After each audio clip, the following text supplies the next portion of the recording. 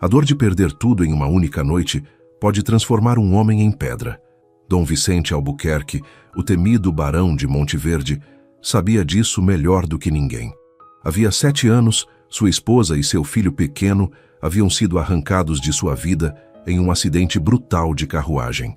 Desde então, o casarão que já abrigara risos e música tornara-se um mausoléu de silêncios, e o homem que antes comandava com firmeza, mas também com justiça, agora era apenas uma sombra vagando entre fantasmas do passado.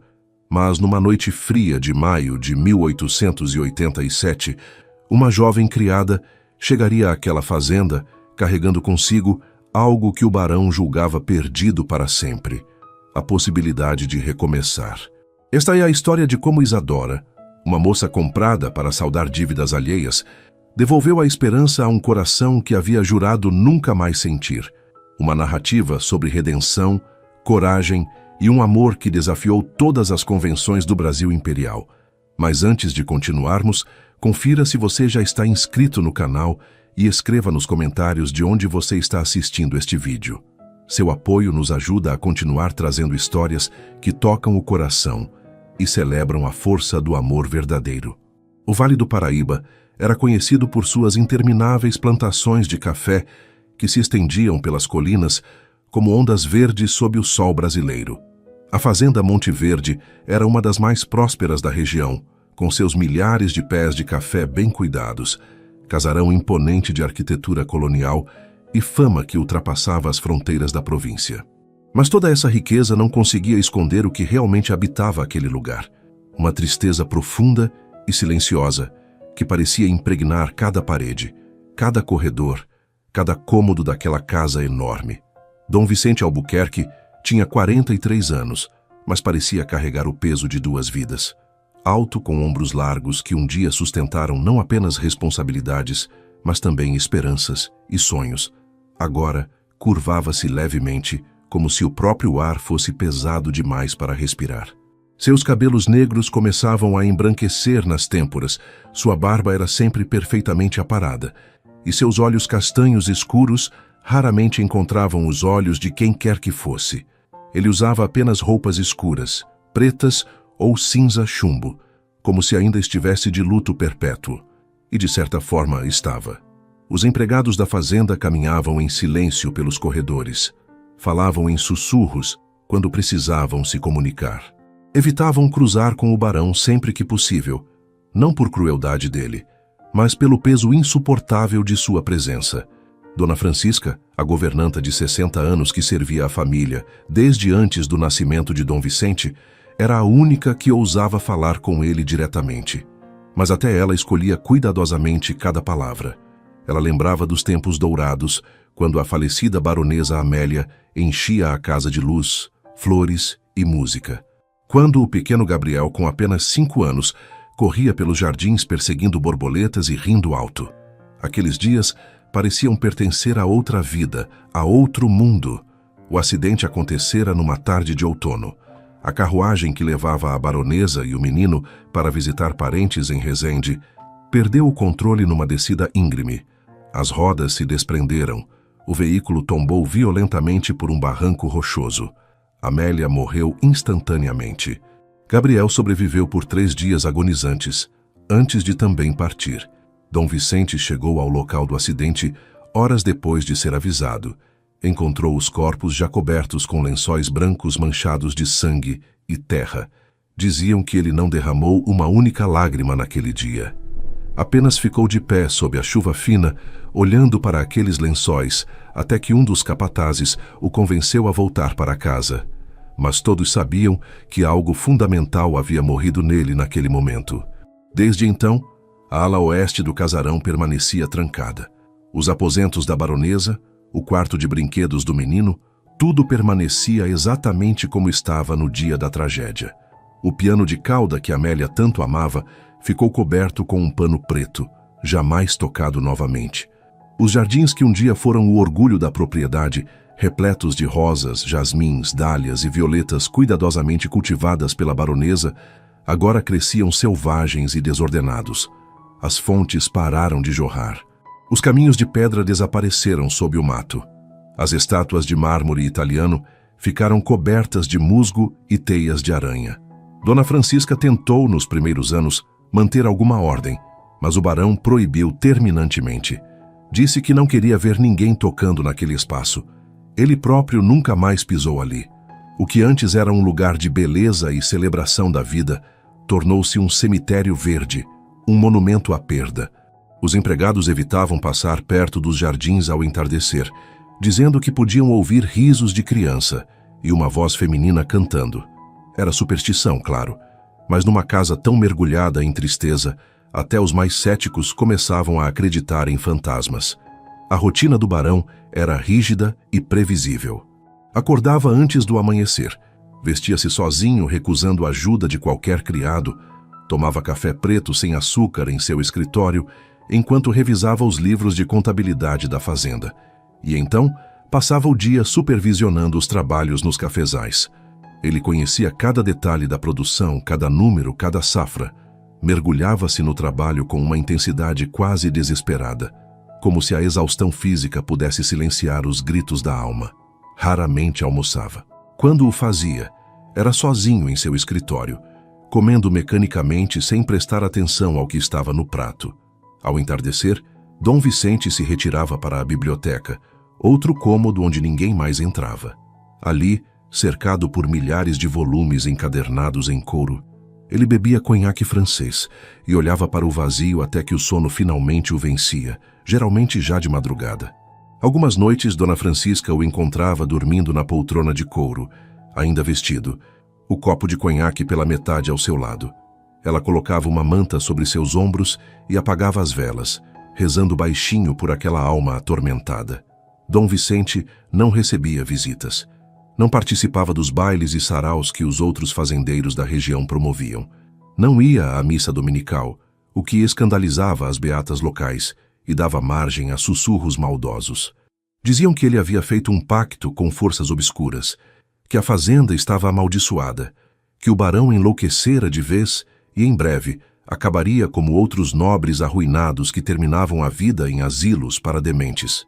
Ele sabia das fofocas e simplesmente não se importava. O que a sociedade pensava ou deixava de pensar sobre ele era absolutamente irrelevante. Ele havia perdido tudo o que importava. O resto era apenas teatro vazio.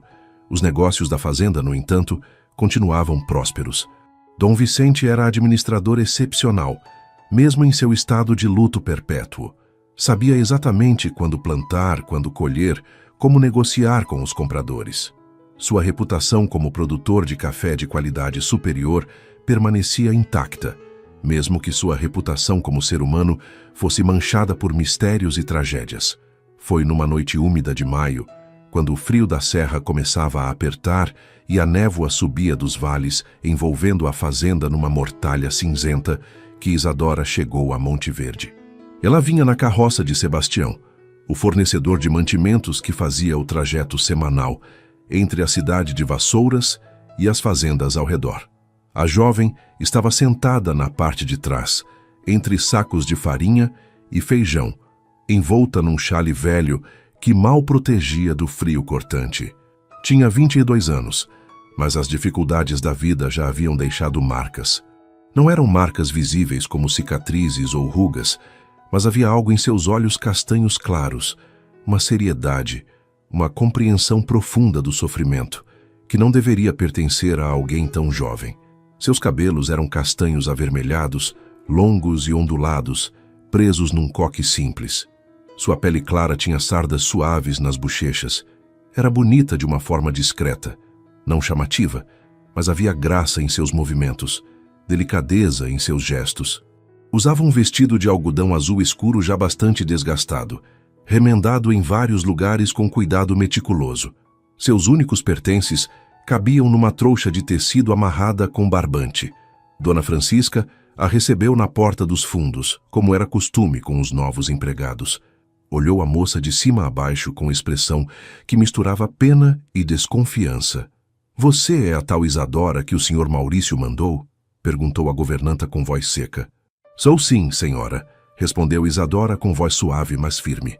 Dona Francisca suspirou pesadamente. "Sabe em que situação está se metendo, menina? Sei, senhora. Duvido, resmungou a governanta, mas não é problema meu. Venha, vou mostrar onde vai dormir. Isadora seguiu a mulher mais velha, através dos corredores dos fundos do casarão, aqueles reservados aos criados. As paredes eram simples, caiadas de branco, sem os papéis de parede importados e os quadros que decoravam a parte principal da casa. O quarto que lhe foi destinado era minúsculo, mais um cubículo do que propriamente um quarto. Tinha apenas uma cama estreita com colchão fino, um baú velho para guardar roupas, uma cadeira de madeira e uma pequena janela que dava para os fundos da propriedade. Suas obrigações começam amanhã ao amanhecer, explicou Dona Francisca. Vai trabalhar na limpeza dos salões principais, na lavanderia, onde for necessário.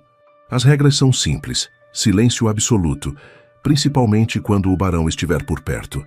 Ele não gosta de barulho, não gosta de ser incomodado, não gosta de ver gente que não precisa ver. Entendeu? Entendi, senhora. E mais uma coisa. A voz da governanta ficou mais baixa, quase um sussurro. Não faça perguntas sobre a família. Não mexa em nada na ala oeste. Não entre no jardim. E, principalmente, não tente conversar com o barão.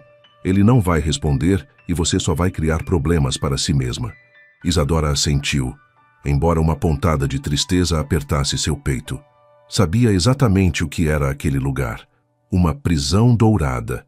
Seu contrato de servidão estava registrado no cartório de Vassouras. 3 anos de trabalho para quitar as dívidas de seu pai com o agiota Maurício Santos, um homem cruel que emprestava dinheiro a juros absurdos e depois tomava tudo dos inadimplentes, terras, animais, objetos de valor e, quando não havia mais nada, os próprios filhos. O pai de Isadora, Joaquim, havia sido pequeno comerciante em Vassouras. Vendia tecidos e armarinhos numa loja modesta, mas honesta. A mãe de Isadora morrera no parto de seu irmão mais novo, que também não sobreviveu. Devastado pela perda, Joaquim começou a beber. O negócio foi à falência. As dívidas se acumularam. Quando Maurício veio cobrar, Joaquim não tinha nada. Nada, exceto uma filha jovem e saudável. O acordo foi selado numa tarde sombria no escritório fedorento do agiota.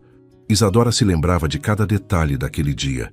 O cheiro de tabaco barato e suor, a luz fraca da lamparina, o papel amarelado do contrato, a assinatura trêmula de seu pai.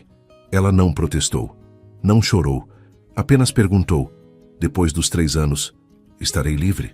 Maurício sorriu, mostrando dentes amarelados. Livre como um pássaro, mocinha. Se sobreviver, claro. Muita gente não aguenta trabalhar nessas fazendas. O barão de Monte Verde é conhecido por ser duro. Alguns dizem que é meio louco. Mas não é problema meu. Você é problema dele agora. Isadora sabia que poderia ter sido pior. Maurício poderia tê-la vendido para um bordel, como fizera com outras moças desesperadas. Ao menos na fazenda, ela manteria sua dignidade, seu corpo seria seu, mesmo que seu tempo não fosse. Naquela primeira noite em Monte Verde, Isadora não conseguiu dormir. O colchão era desconfortável, o frio penetrava pelas frestas da janela mal vedada e o silêncio da casa era perturbador. Não era silêncio de paz, mas silêncio de ausência, como se a própria vida tivesse sido sugada daquele lugar. Ela se levantou antes do amanhecer, lavou o rosto na bacia com água gelada que havia no cômodo, vestiu seu único outro vestido, este de algodão marrom claro, prendeu os cabelos com cuidado e desceu para a cozinha. Ali encontrou 2 outras criadas. Benedita, uma mulher negra de 35 anos, magra e de poucas palavras, que trabalhava principalmente na cozinha, e Joana, mais jovem, de apenas 18 anos, uma moça tímida de olhos assustados que cuidava da roupa de cama e das tarefas mais pesadas. Bom dia, disse Isadora com um sorriso hesitante. Benedita olhou para ela com expressão neutra. Então você é a nova. Sou, meu nome é Isadora. Benedita apenas assentiu e voltou a mexer a panela no fogão a lenha. Joana deu um sorriso pequeno, quase imperceptível, mas não disse nada. Dona Francisca entrou na cozinha com sua presença autoritária. Isadora, você vai começar limpando os salões do térreo. Benedita vai te mostrar onde ficam os materiais. E lembre-se, silêncio e discrição. A rotina de trabalho era extenuante. Isadora passava horas de joelhos esfregando os pisos de madeira encerada dos salões, limpando os móveis de jacarandá e vinhático, tirando o pó das estatuetas de porcelana e dos castiçais de prata. Tudo tinha que brilhar, mas tudo tinha que permanecer em absoluto silêncio. Era como cuidar de um museu, não de uma casa. Os salões eram magníficos, com seus lustres de cristal francês, seus tapetes persas, suas cortinas de veludo importado, mas não havia vida ali. Nenhum visitante, nenhuma festa, nenhuma conversa. Apenas poeira acumulando móveis que ninguém usava, beleza que ninguém apreciava. Durante os primeiros dias, Isadora não viu o barão. Ela ouvia seus passos pesados pelos corredores, ouvia a porta do escritório se fechando, ouvia o som abafado de gavetas sendo abertas e fechadas, mas ele era como um fantasma que habitava o andar superior, sempre invisível. Benedita lhe contou, numa das raras ocasiões em que falaram, que o barão praticamente não descia para as áreas sociais da casa. Ele só circulava entre seu quarto, o escritório e a biblioteca. Tudo o mais era território abandonado. A gente limpa esses salões todos os dias, mas ninguém usa, explicou Benedita com voz cansada. É tudo para nada. Só porque ele não quer que a casa pareça abandonada por fora, mas por dentro está morta mesmo. Por que ele é assim? Perguntou Isadora suavemente. Benedita olhou ao redor antes de responder, como se temesse ser ouvida. Perdeu a esposa e o filho num acidente. Faz 7 anos. Desde então é assim. Não fala com ninguém, não ri, não vive. Só trabalha e bebe. Dizem que ele vai morrer assim, sozinho e amargo. Que tristeza, murmurou Isadora. Foi no 5º dia de Isadora na fazenda que ela finalmente viu o barão. Era início da tarde e ela estava no corredor principal do térreo, limpando os quadros que forravam as paredes. Eram retratos de família, paisagens europeias, cenas bucólicas. Ela passava o pano com cuidado, admirando a qualidade da pintura. De repente, ouviu passos descendo a escadaria de mármore. Instintivamente, ela se afastou, encostando-se na parede e baixando os olhos como havia sido instruída. Dom Vicente desceu os degraus lentamente. Usava um terno escuro, impecavelmente cortado, e botas de couro reluzentes. Seu rosto era todo ângulos marcados, maxilar forte, sobrancelhas grossas, nariz aristocrático. Ele era bonito de uma forma severa, intimidadora. Quando passou por ela, não olhou em sua direção. Para ele, ela era simplesmente parte da mobília, tão invisível quanto uma cadeira ou um vaso. Mas Isadora o olhou, não diretamente, mas de relance, e o que viu a tocou profundamente. Havia uma dor tão visceral naqueles olhos, uma solidão tão absoluta, que ela sentiu uma pontada no peito. Aquele homem não era cruel por natureza, estava simplesmente quebrado. Depois que ele saiu pela porta principal, ela permaneceu ali por alguns momentos, tentando entender o que havia sentido. Era compaixão, sim, mas também uma estranha familiaridade. Ela reconhecia aquele tipo de dor. Era a mesma que vira nos olhos de seu pai após a morte de sua mãe. A dor de quem perdeu o chão sob os pés e não sabe mais como continuar. Naquela noite, Isadora teve dificuldade para dormir novamente. O frio estava intenso e o vento uivava pelas frestas da janela. Decidiu levantar e caminhar um pouco pelos corredores dos fundos para aquecer o corpo. Desceu até a cozinha, onde as brasas ainda estavam mornas no fogão. Aqueceu as mãos e, por impulso, decidiu explorar um pouco mais a casa. Ela sabia que estava desobedecendo às instruções de Dona Francisca, mas a curiosidade era mais forte. Passou pela despensa, pela sala de costura, por corredores estreitos que ela ainda não conhecia. Então viu uma porta de vidro que dava para o exterior. Através do vidro embaçado pela umidade, ela conseguia distinguir formas escuras de árvores e arbustos. Era o jardim. A porta não estava trancada. Isadora a abriu devagar, e o ar frio da noite a envolveu imediatamente. Ela puxou o xale mais apertado ao redor dos ombros e saiu. O luar iluminava o jardim de forma fantasmagórica. O que um dia fora belo agora era uma selva em miniatura. As roseiras cresciam selvagens, espinhos entrelaçados formando muros impenetráveis. As fontes estavam secas e rachadas. As estátuas pareciam sentinelas melancólicas, vigiando a desolação. Mas mesmo assim, havia algo de poético ali.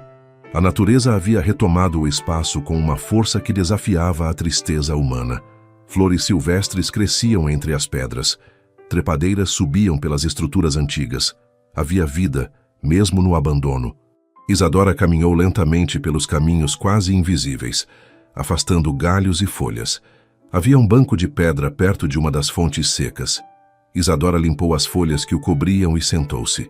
O frio penetrava através do fino tecido de seu vestido, mas ela não se importava. Ali, naquele jardim esquecido, ela se sentia estranhamente em paz. Lembrou-se de sua mãe, das poucas memórias que guardava, pois era muito pequena quando ela morreu. Lembrou-se de uma voz doce cantando canções de ninar, de mãos gentis penteando seus cabelos, de um perfume suave de água de rosas. Sem perceber, Isadora começou a cantarolar baixinho a canção que sua mãe costumava cantar. Era uma melodia simples, folclórica, sobre uma estrela que guiava os viajantes perdidos. Sua voz era suave, quase um sussurro, mas carregava emoção verdadeira. Ela não sabia que havia alguém observando. Dom Vicente não conseguia dormir, como era habitual. Havia levantado para tomar mais um copo de conhaque quando ouviu um som que não deveria existir. Uma voz feminina cantando. Seu primeiro impulso foi de raiva. Quem ousava quebrar o silêncio sagrado de sua casa? Mas então, a melodia o alcançou de verdade. E ele parou. Aquela canção. Ele a conhecia. Amélia costumava cantá-la para Gabriel antes de dormir. A lembrança o atingiu com força brutal. Ele se apoiou na parede, respirando com dificuldade. Precisava saber quem estava cantando. Desceu as escadas em silêncio, seguindo o som que vinha dos fundos da casa. Quando chegou à porta de vidro que dava para o jardim, viu a figura de uma jovem sentada no banco de pedra, iluminada pelo luar. Dom Vicente ficou paralisado na soleira da porta. Não havia pisado naquele jardim desde o dia do enterro de Amélia e Gabriel. Havia jurado nunca mais voltar. Mas agora, vendo aquela moça desconhecida cantando a canção de sua esposa no lugar que fora dela, algo se moveu dentro dele. Não era raiva. Era algo mais complexo. Dor, sim, mas também curiosidade. Ele abriu a porta. O som do trinco fez Isadora parar de cantar abruptamente. Ela se virou assustada e seus olhos encontraram os dele. Por um momento, nenhum dos dois disse nada. Apenas se olharam através da distância de alguns metros e de mundos de diferença. "O que você está fazendo aqui?" A voz de Dom Vicente saiu mais áspera do que ele pretendia. Isadora se levantou rapidamente, o xale escorregando dos ombros. Desculpe, senhor, eu não sabia que não podia. Eu só estava cantando", ele completou. "Estava cantando no meu jardim no meio da noite." "Desculpe, senhor barão." Ela baixou os olhos. "Não acontecerá de novo." Ele deveria ter dito para ela ir embora. Deveria ter reafirmado as regras. Deveria ter voltado para dentro. Mas não fez nada disso. Em vez disso, ouviu-se perguntar: "De onde você conhece essa canção?" Isadora hesitou. "Minha mãe cantava para mim quando eu era criança." "Sua mãe", ele repetiu, como se testando as palavras. "Ela ainda vive?" "Não, senhor. Morreu quando eu tinha 7 anos." Houve um longo silêncio. O vento balançava as árvores ao redor, fazendo as folhas sussurrarem. "Minha esposa cantava essa mesma canção." Dom Vicente disse finalmente, sua voz mais baixa, agora quase vulnerável. "Para nosso filho." Isadora levantou os olhos para ele, e pela primeira vez desde que chegara à fazenda, viu o barão não como uma figura distante e aterrorizante, mas como um homem de carne e osso carregando uma ferida profunda. "Lamento pela perda do senhor", disse ela com sinceridade genuína. "Não consigo imaginar a dor de perder alguém assim." Ele a estudou em silêncio. Ela era jovem, claramente de origem simples, mas havia algo em seus olhos, uma profundidade, uma compreensão que não combinava com sua idade ou posição. "Você é a nova criada", afirmou ele. "A que Maurício mandou." "Sim, senhor. Para pagar as dívidas de seu pai, presumo." Isadora sentiu a vergonha queimar suas bochechas, mas manteve a postura ereta. "Sim, senhor. 3 anos de serviço." Dom Vicente assentiu lentamente. Ele conhecia a crueldade de Maurício Santos. Conhecia o sistema que permitia que pessoas fossem tratadas como mercadoria. Ele próprio participava desse sistema. Afinal, embora tentasse ser mais justo que muitos de seus pares. Como você se chama? Isadora, senhor. Isadora, ele repetiu, como se saboreando o nome. É um nome bonito. Obrigada, senhor. Ele olhou para o jardim ao redor, para o caos de vegetação que havia tomado conta do espaço. Amélia amava este jardim. Passava horas aqui cuidando das flores, planejando novos canteiros. Depois que ela, ele não terminou a frase, mas não precisava. Deve ter sido muito bela, disse Isadora gentilmente. O jardim, quero dizer. Ainda pode ver os ossos dele embaixo de toda essa vegetação. Era, confirmou Dom Vicente. Era o lugar mais bonito da propriedade. Eles ficaram ali por mais alguns minutos, dois estranhos compartilhando um espaço que nenhum dos dois deveria estar. Finalmente, Dom Vicente disse: Você deveria voltar para dentro. Está frio. Sim, senhor. E Isadora? Ele a chamou quando ela já se dirigia para a porta. Sim, senhor. Pode usar o jardim quando quiser. À noite, quando ninguém mais está acordado. Se isso lhe traz algum conforto, não vejo razão para proibir. Ela piscou, surpresa. Obrigada, senhor. Isso é muito gentil. Ele não respondeu, apenas acenou com a cabeça e deu as costas, voltando para dentro da casa. Mas enquanto subia as escadas de volta para seus aposentos, Dom Vicente sentia algo que não experimentava há muito tempo, uma leve perturbação na monotonia sufocante de seus dias. Aquela moça, com sua voz suave e seus olhos compreensivos, havia rachado, mesmo que minimamente, a armadura que ele havia construído ao redor de seu coração. Nos dias seguintes, Isadora continuou sua rotina de trabalho. Limpava, lavava, esfregava, sempre em silêncio, sempre eficiente. Mas agora, ocasionalmente, ela cruzava com o barão pelos corredores, e quando isso acontecia, ele dava um breve aceno de reconhecimento. Não conversavam, mas havia uma mudança sutil no ar. Dona Francisca notou. Ela não era tola. Havia servido aquela família por tempo demais para não perceber quando algo estava diferente. E algo estava definitivamente diferente. O barão não olhava para os criados. Nunca. Mas agora, quando Isadora passava, ela via o olhar dele se desviar momentaneamente em sua direção. Certa manhã, enquanto limpava o grande salão, Isadora se viu diante do piano de cauda coberto com o pano preto. Ela sabia da proibição. Ninguém deveria tocar no piano. Era sagrado, intocável, um monumento à baronesa morta. Mas Isadora não conseguiu resistir. Apenas tocou levemente o pano, sentindo a textura do veludo grosso sob seus dedos. Você toca? A voz atrás dela a fez pular de susto. Dom Vicente estava na porta do salão, observando. Eu não, senhor, gaguejou ela. Eu nunca aprendi. Apenas estava olhando. Ele entrou no salão com passos lentos. Amélia tocava magnificamente. Todas as noites depois do jantar, ela tocava. Chopin, Mozart, Beethoven. Às vezes compunha suas próprias melodias. Deve ter sido lindo, disse Isadora suavemente. Era. O silêncio se estendeu entre eles. Então Dom Vicente fez algo inesperado. Caminhou até o piano. Puxou o pano preto de uma vez, revelando o instrumento magnífico. Era de madeira escura polida, com detalhes em marfim e ouro. As teclas eram de marfim verdadeiro, amareladas pelo tempo. Há quanto tempo não se ouve música nesta casa? Ele disse, mais para si mesmo do que para ela. 7 anos. 7 anos de silêncio. Ele tocou uma das teclas experimentalmente. O som ecoou pelo salão vazio, cristalino e triste. Isadora observava, sem saber o que dizer. Você disse que não toca, disse ele. Mas canta. Canto um pouco, admitiu ela. Minha mãe me ensinou. Dom Vicente recuou alguns passos do piano, como se o instrumento o queimasse. Cante algo, disse ele abruptamente. Agora? Isadora estava confusa. Agora, confirmou ele. Qualquer coisa. Ela hesitou, mas havia algo na forma como ele a olhava, uma necessidade quase desesperada, que a fez obedecer. Começou a cantar a mesma canção de ninar que cantara no jardim, sua voz suave preenchendo o salão vazio. Dom Vicente fechou os olhos.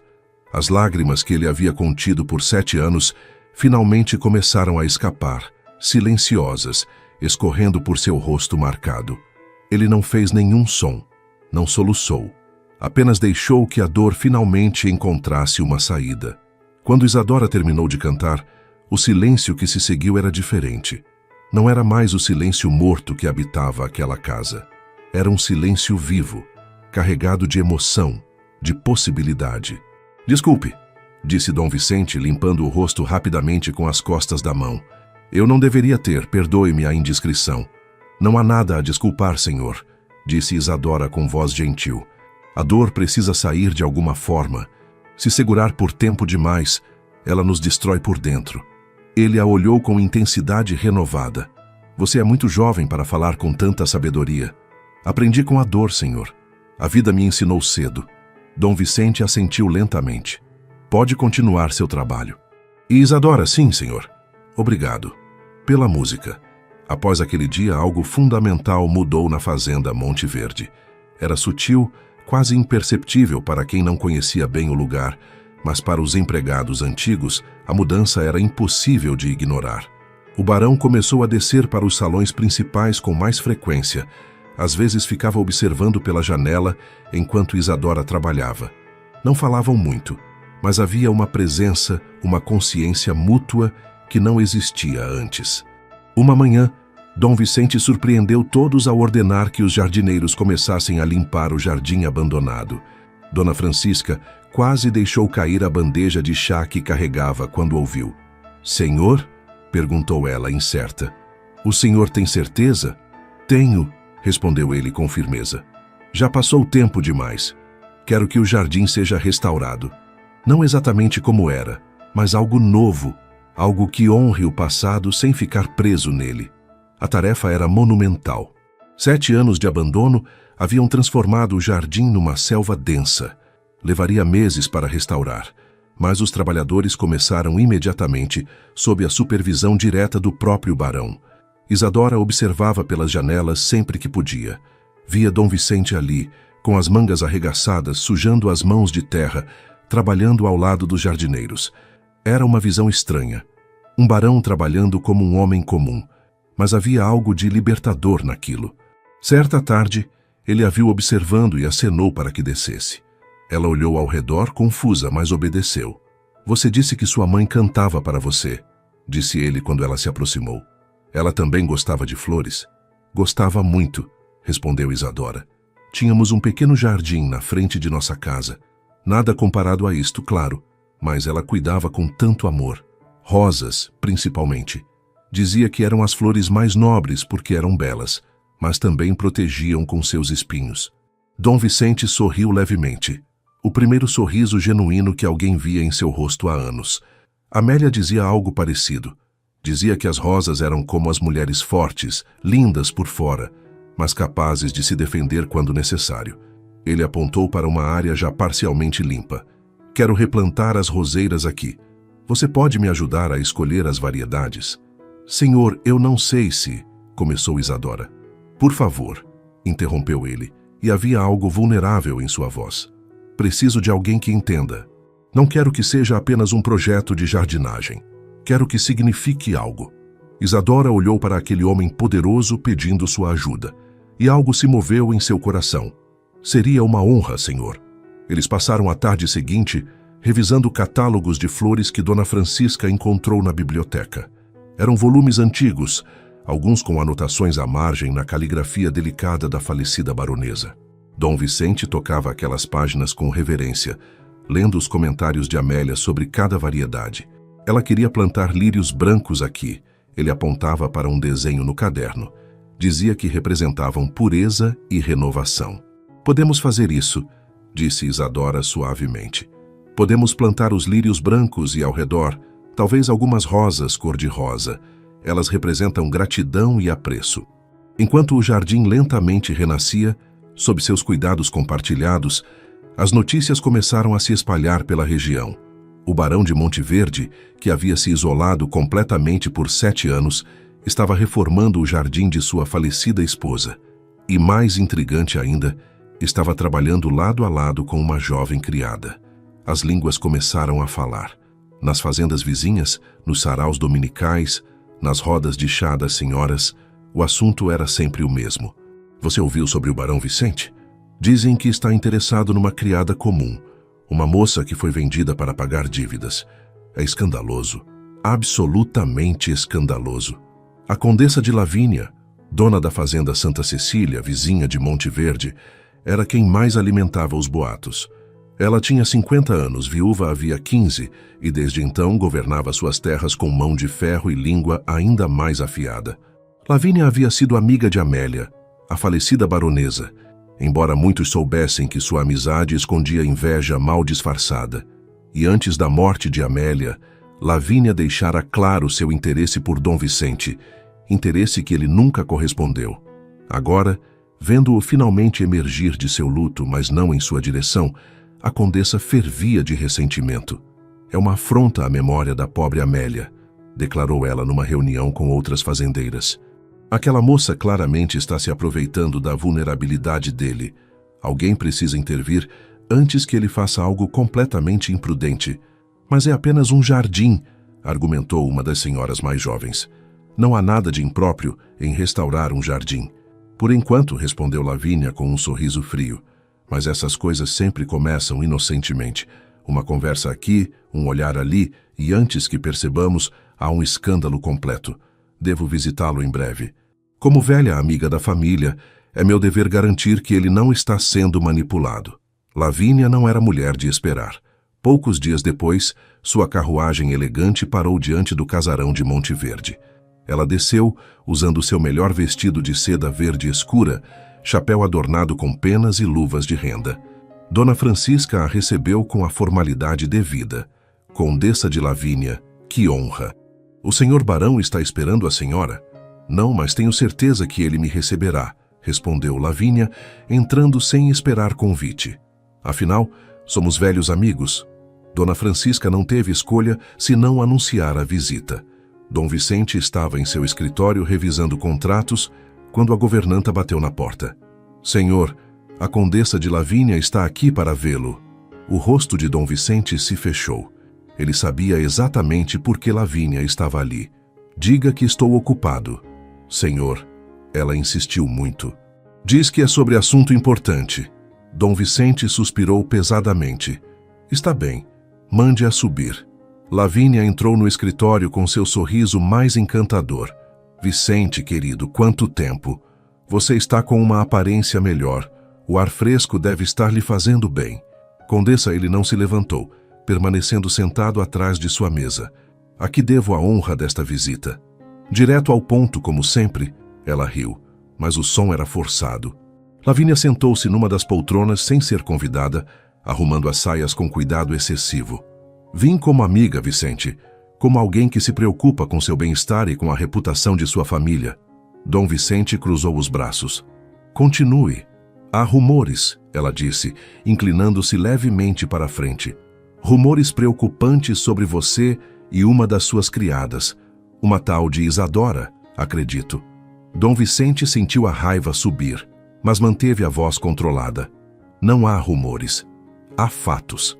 Estou restaurando o jardim que minha esposa amava. Uma das criadas tem conhecimento de flores e está me auxiliando. Isso é tudo. Mas você entende como as pessoas podem interpretar mal, disse Lavínia com falsa preocupação. Um homem viúvo, sozinho há tanto tempo, trabalhando intimamente com uma jovem bonita. As línguas falam, Vicente. Deixe que falem. Amélia sempre desprezou fofocas. Eu também desprezo. Mas não é só fofoca, Vicente. A voz dela endureceu. É sua reputação, o nome de sua família. Você realmente quer ser o assunto das conversas, o alvo das risadas? E esta moça, de onde ela veio? Soube que foi comprada para pagar dívidas. Você sabe o tipo de gente que vem dessas circunstâncias. Cuidado, Condessa. A voz de Dom Vicente ficou gelada. Está falando de alguém que trabalha sob minha proteção e sobre assuntos que francamente não lhe dizem respeito. Lavínia se levantou, o rosto vermelho de raiva mal contida. Muito bem. Vim como amiga, mas vejo que prefere ignorar conselhos sensatos. Apenas lembre-se, quando o escândalo explodir, e vai explodir, não diga que não foi avisado. Após a partida tempestuosa de Lavínia, Dom Vicente ficou sentado em seu escritório por longo tempo, olhando pela janela para o jardim onde Isadora trabalhava, ao lado dos jardineiros. Ela usava um vestido simples de algodão claro, os cabelos presos num lenço para proteger do sol. Havia graça em seus movimentos enquanto plantava mudas de flores com cuidado. Ele sabia que Lavínia tinha razão em um ponto. As pessoas falavam, e continuariam falando. A sociedade tinha regras rígidas, especialmente para homens de sua posição. Relacionamentos entre classes eram tolerados apenas em uma direção. Senhores podiam ter amantes entre as criadas, desde que fosse discreto e jamais oficializado. Mas qualquer sugestão de sentimento real, de respeito genuíno, era vista como aberração. O problema era que Dom Vicente não se importava mais com essas regras.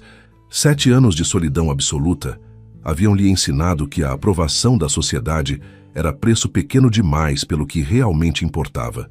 E pela primeira vez desde a morte de Amélia, algo importava novamente. Não era paixão ardente, não era desejo irrefreável, era algo mais sutil e, de certa forma, mais profundo. Era a sensação de que quando Isadora estava por perto, o peso em seu peito diminuía levemente.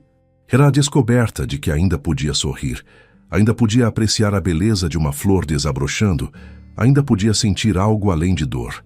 Ela estava trazendo-o de volta à vida, centímetro por centímetro, como as flores que renasciam no jardim. Naquela noite, quando a maioria dos empregados já havia se recolhido, Dom Vicente desceu até o jardim. Encontrou Isadora sentada no mesmo banco de pedra onde a vira pela primeira vez. Ela segurava um livro velho, lendo à luz fraca da lua. "Posso me juntar a você?" perguntou ele, e ela pulou levemente surpresa. "Senhor Barão, claro." Ela começou a se levantar. "Por favor, fique," ele gesticulou. "Não quero incomodá-la." Sentou-se ao lado dela, mantendo distância respeitável. "O que está lendo?" "É um livro de poesia que encontrei na biblioteca dos fundos," explicou ela, mostrando o volume gasto. "Dona Francisca disse que podia pegá-lo. Espero que não se importe." "De forma alguma." Amélia tinha uma coleção extensa. Ficaria feliz em saber que alguém está apreciando. Eles ficaram em silêncio por alguns momentos, apenas o som dos grilos e do vento nas árvores ao redor. Finalmente, Dom Vicente disse: "A Condessa de Lavínia veio me visitar hoje." Isadora virou-se para ele, preocupação evidente em seu rosto. "Ela estava falando sobre mim." "Estava," confirmou ele. "Disse coisas desagradáveis sobre nossa..." Ele hesitou, buscando a palavra certa, "sobre nossa amizade." "Eu sabia que isso aconteceria," disse Isadora baixinho. "As pessoas veem o que querem ver. Posso parar de trabalhar no jardim se isso está causando problemas para o senhor?" "Não." A resposta veio rápida e firme. "Não quero que pare. De fato, quero que você saiba algo importante." Ele virou-se para encará-la completamente. "Pela primeira vez em 7 anos, sinto que estou vivendo novamente em vez de apenas existindo. E isso é graças a você." "Senhor, eu não..." começou Isadora, mas ele continuou. "Sei que nossa situação é complicada.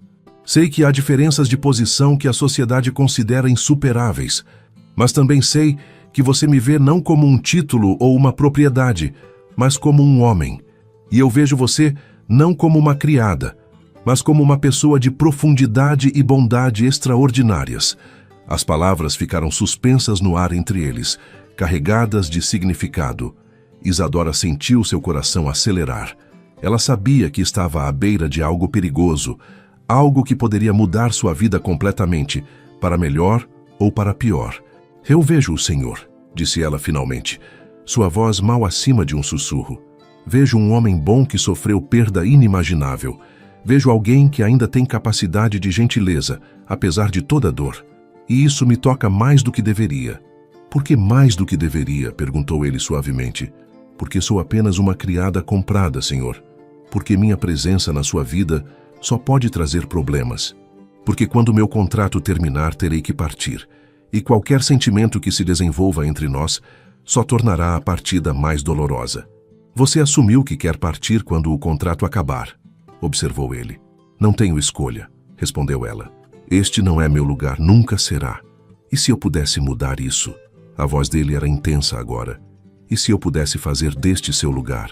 Isadora fechou os olhos, lutando contra as lágrimas que ameaçavam cair.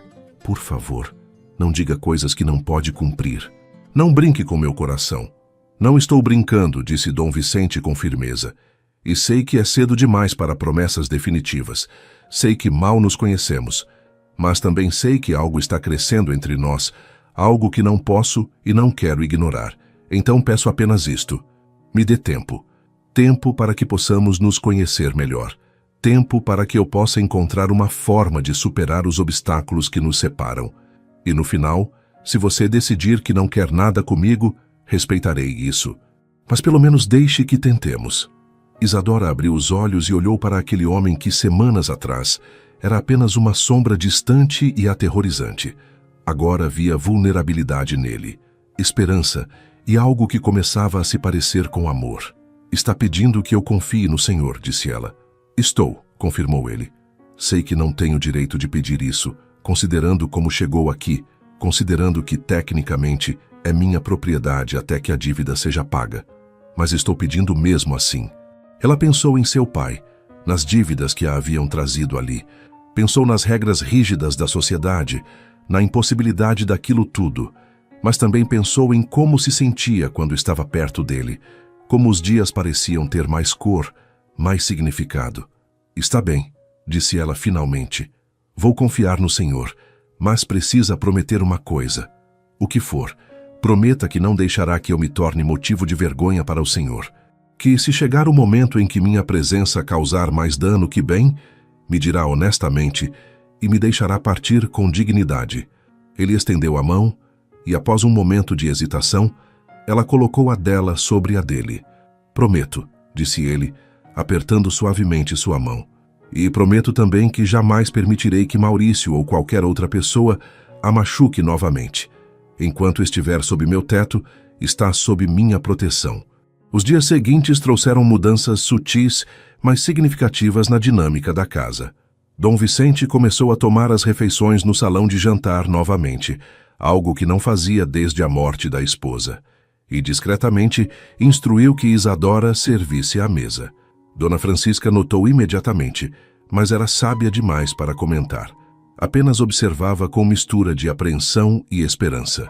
Durante essas refeições, Dom Vicente e Isadora conversavam. Não sobre nada profundo ou impróprio, apenas sobre assuntos cotidianos. Ela contava sobre o progresso no jardim, sobre as flores que começavam a desabrochar. Ele falava sobre a fazenda, sobre os desafios da safra de café, sobre livros que estava lendo. Eram conversas simples, mas carregadas de intimidade crescente. Uma noite após o jantar, ele a convidou para a biblioteca. Quero lhe mostrar algo, disse ele, guiando-a através das estantes lotadas até uma seção específica. São os diários de Amélia. Ela manteve diários durante toda a nossa vida de casados. Isadora tocou as lombadas de couro com reverência. O senhor os lê? Leio, admitiu ele. No início evitava porque era doloroso demais, mas nos últimos meses comecei a ler novamente e encontrei algo que quero compartilhar com você. Ele abriu um dos volumes numa página marcada e começou a ler em voz alta. A caligrafia delicada preenchia as páginas com tinta azul ligeiramente desbotada pelo tempo. Dom Vicente leu. Hoje Vicente me perguntou o que eu gostaria que acontecesse se eu morresse primeiro. Disse que era pergunta mórbida, mas ele insistiu que precisávamos conversar sobre isso. Então disse a verdade. Gostaria que ele fosse feliz novamente. Não imediatamente, claro, o luto precisa ter seu tempo, mas eventualmente gostaria que encontrasse alguém que o fizesse sorrir, que trouxesse luz de volta à sua vida. Porque uma vida vivida em tristeza perpétua não honra quem perdemos. Honra-os vivendo plenamente, amando completamente, sendo feliz apesar da ausência deles. Ele fechou o livro, sua voz embargada. Durante anos, ignorei estas palavras. Achava que estava honrando-a com meu luto interminável, mas estava errado. Estava apenas desperdiçando a vida que ela queria que eu vivesse. Isadora sentia lágrimas escorrendo por seu rosto. Ela devia ser extraordinária. Era, concordou Dom Vicente. E uma das coisas mais extraordinárias sobre ela era sua capacidade de amar sem posse, de querer felicidade para os outros, mesmo que isso significasse sua própria ausência. Ele olhou profundamente nos olhos de Isadora. Você me lembra dela em alguns aspectos. Não na aparência, vocês são muito diferentes nisso, mas na generosidade de espírito, na forma como enxerga bondade mesmo em situações difíceis. Amélia teria gostado de você. Não sei o que dizer, sussurrou Isadora. Não precisa dizer nada, respondeu ele. Só queria que soubesse que o que estou sentindo não trai a memória dela. Na verdade, acho que está cumprindo o último desejo dela. 3 meses após a chegada de Isadora, o jardim finalmente estava restaurado. Não era idêntico ao que fora antes. Isso seria impossível e talvez nem mesmo desejável. Mas era belo de uma forma nova. As roseiras floresciam em cores vibrantes, vermelhas, cor-de-rosa, brancas e amarelas. Os lírios brancos que Amélia tanto amava cresciam em canteiros ordenados. Novas fontes haviam sido instaladas e a água jorrava novamente em melodia suave. Havia também adições novas, espécies de flores que não existiam no jardim original. Isadora havia sugerido violetas africanas que sua mãe adorava, e Dom Vicente concordou. O jardim agora era mistura de passado e presente, memória e esperança. Na manhã em que o trabalho foi oficialmente concluído, Dom Vicente organizou pequena cerimônia. Convocou todos os empregados da casa e os jardineiros que haviam trabalhado na restauração. Reuniram-se no centro do jardim, ao redor da maior das fontes. Quero agradecer a todos pelo trabalho dedicado, disse Dom Vicente, sua voz firme, mas emocionada. Este jardim foi muito importante para minha falecida esposa. Deixá-lo morrer foi meu erro. Mantê-lo morto foi minha covardia. Mas vocês me ajudaram a trazê-lo de volta à vida. E com ele, trouxeram de volta a parte de mim que eu achava perdida. Ele olhou diretamente para Isadora. Especialmente quero agradecer à senhorita Isadora, que não apenas trabalhou incansavelmente, mas também me lembrou que beleza pode coexistir com dor, que novos começos não apagam o passado, apenas o honram de forma diferente. Os empregados aplaudiram educadamente, mas Isadora via nos olhos de alguns deles desconforto, desconfiança. Sabiam que o barão estava cruzando linhas que não deveriam ser cruzadas. Mas era Benedita quem mais tarde naquele dia expressaria a preocupação em voz alta.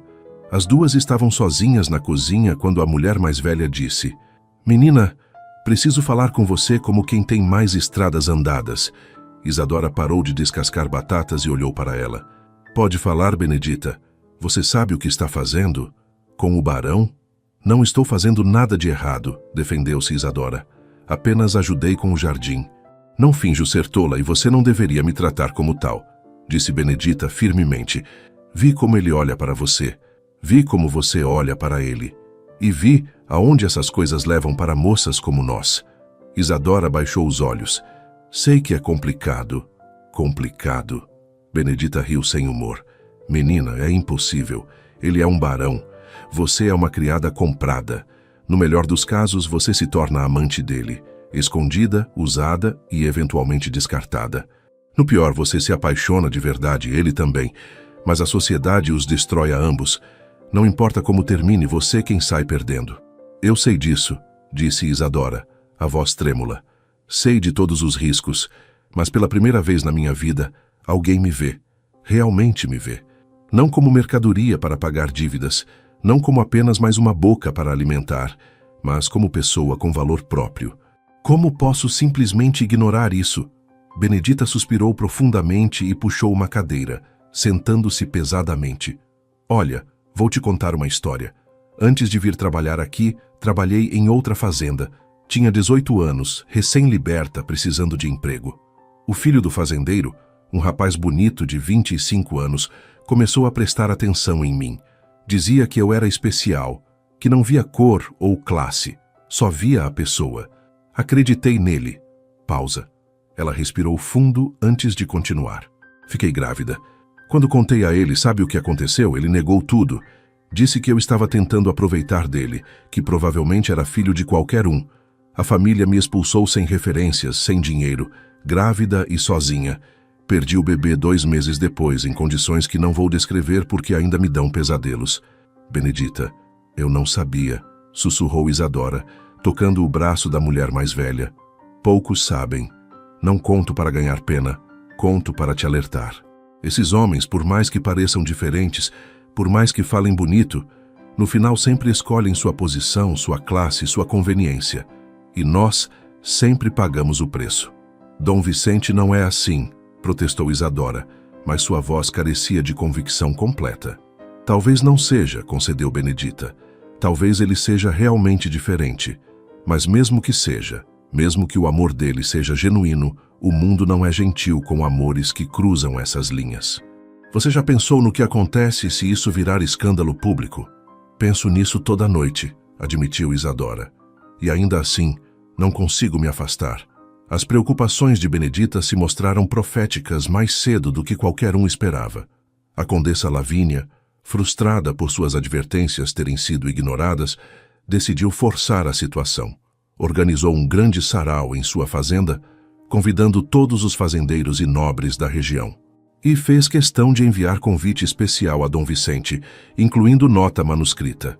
Querido Vicente, já passou tempo demais desde que apareceu em sociedade. Sua presença será muito apreciada. Temos assuntos importantes a discutir sobre o futuro da região. Sua velha amiga Lavínia. Dom Vicente não queria ir. Detestava eventos sociais, especialmente agora que sabia que seriam palco para fofocas sobre ele e Isadora. Mas Dona Francisca, sempre pragmática, o convenceu. Senhor, se não aparecer, só confirmará os rumores. Eles dirão que está escondido por vergonha ou culpa.